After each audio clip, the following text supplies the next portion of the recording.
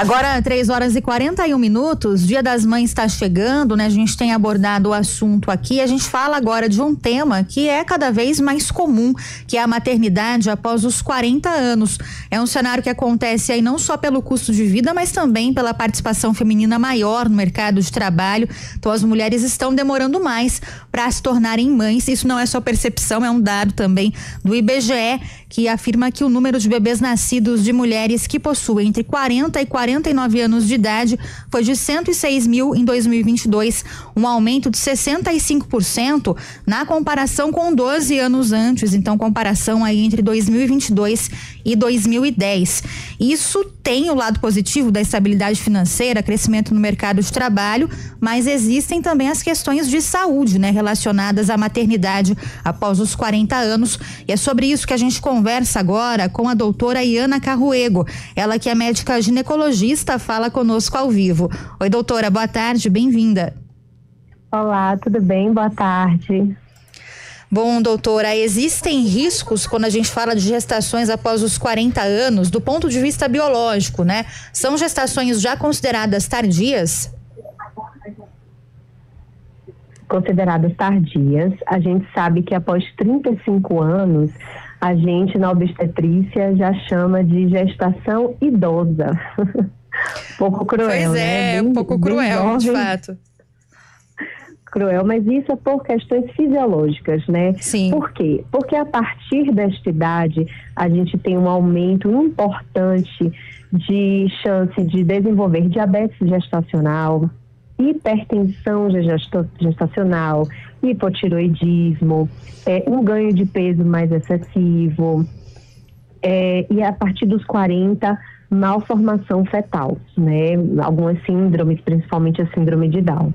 Então, a gente olha para essa paciente com muito cuidado, muito critério para que ela tenha uma gestação mais saudável possível.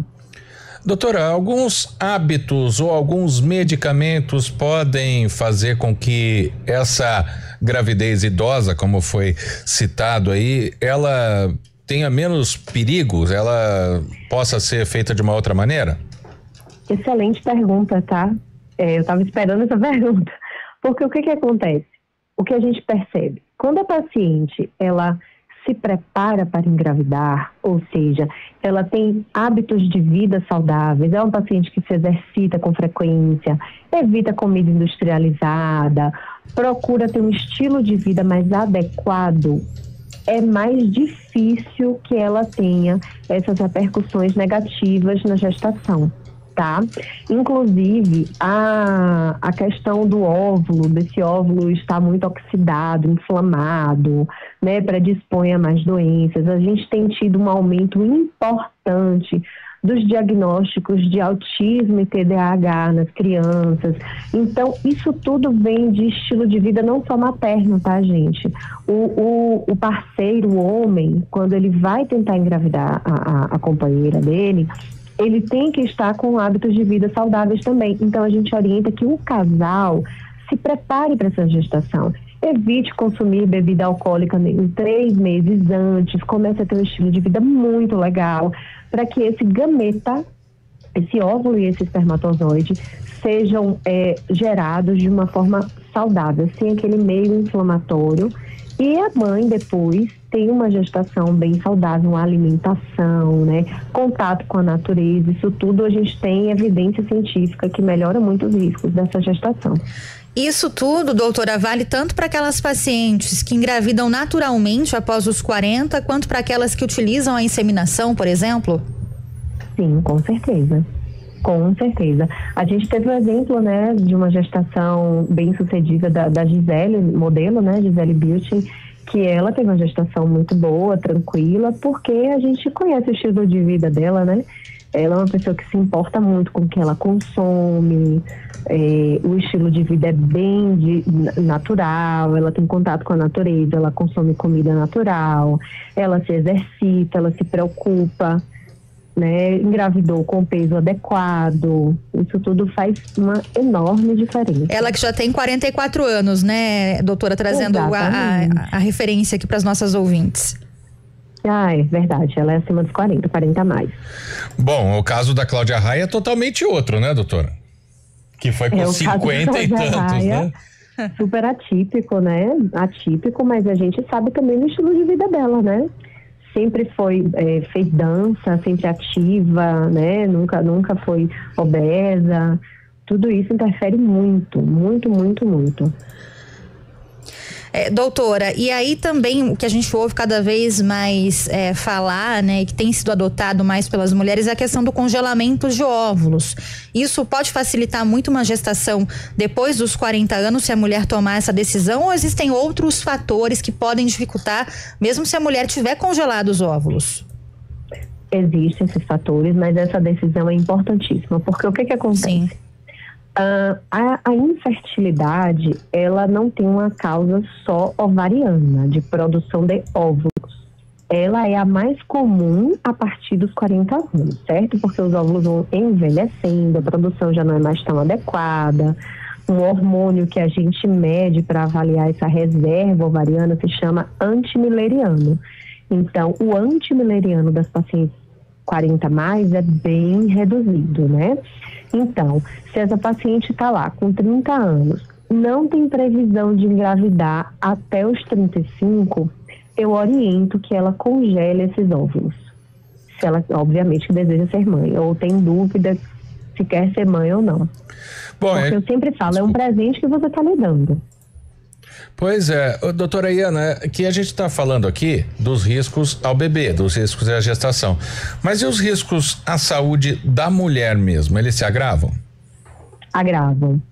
A gente tem mais complicações obstétricas não só para o bebê, mas para a mãe, né? Por exemplo, a hipertensão, que pode levar a uma pré-eclâmpsia, ou a eclâmpsia, que é a convulsão, ou até uma síndrome HELP, que é um distúrbio de coagulação, sangramento intenso.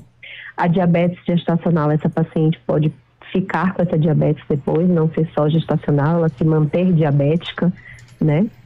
Essas doenças gestacionais, elas podem continuar, perdurar, mesmo após a gestação. Doutora, a idade em que a gestação já é considerada idosa, a idade da mulher, no caso, é acima dos 35, né? Como você disse. 35. Mas existe pouco tempo, né? Eu, como mulher, ouvindo isso, né? A gente até se assusta realmente. Mas, assim, existe uma idade que seria a ideal, né? Para engravidar, que traria ali mais benefícios, tanto para a mãe quanto para o bebê. Dá pra gente cravar uma idade ideal? Fisiologicamente falando, porque infelizmente a nossa fisiologia não acompanha a nossa realidade de trabalho, de estudo, de financeiro, né? Não acompanha. O ideal seria em torno dos 20 anos, né? 25 anos, entre 20 e 30 anos é o ideal.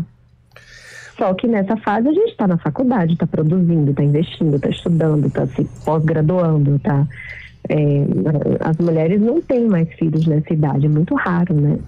A gente tem filho pelo menos acima dos 30. Pois é, eu vou voltar à pergunta do pós-40, né? Porque, por exemplo, ela teria um pouco mais de dificuldade de produzir leite para criança, por exemplo, né? Que é um alimento que o bebê, que é o mais recomendado para os bebês, com essas alterações que o corpo da mulher sofre, doutora?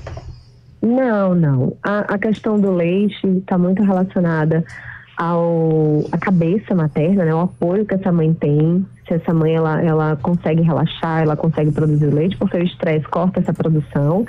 E está relacionada também a cirurgias, né? Cirurgias na mama, que acabam gerando uma fibrose, né? Tirando ali a glândula, o tecido glandular acaba saindo um pouco mais, e isso aqui está mais relacionado à amamentação.